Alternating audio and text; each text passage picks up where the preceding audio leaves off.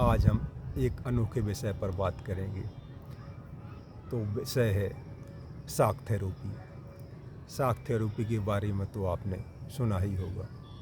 खैर आपने ध्यान ना दिया हो तो मैं आपको याद दिलाता हूँ। समझाने के दो तरीके होते हैं। एक तो होता है शॉक थेरेपी यानी भ्रम तोड़कर समझाना। दूसरा होता है प्यार से समझाना। चलिए दोनों को मैं आपको उदाहरण दे देता हूँ।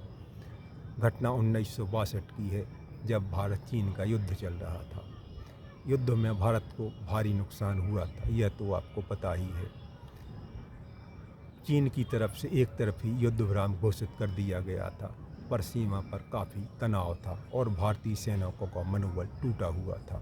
उसी दौरान पूर्वी कमान की जिम्मेदारी जनरल मानेकशॉ को सौंपी गई। जी हाँ, जनरल मानेकशॉ ये वही हैं जिनकी कुशल रणनीति और इंदिरा गांधी की कूटनीति ने पाकिस्तान के दो टुकड़े कर दिए थे।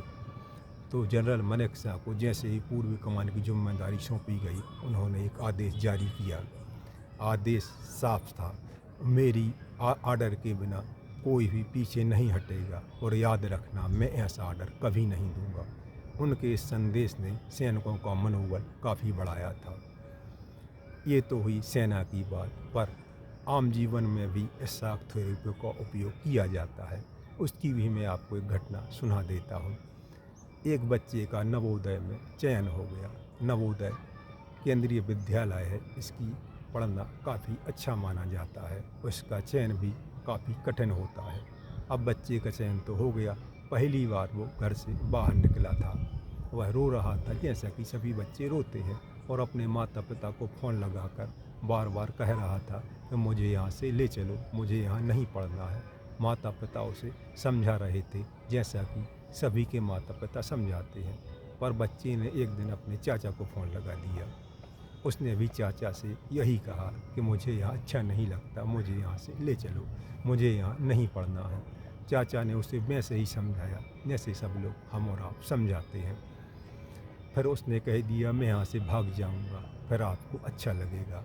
चाचा ने उससे तुरंत कहा, भाग जाओगे तो कोई तुम्हें पकड़ कर ले जाएगा, हाथ पैर तोड़ देगा और भीख मंगवाएगा।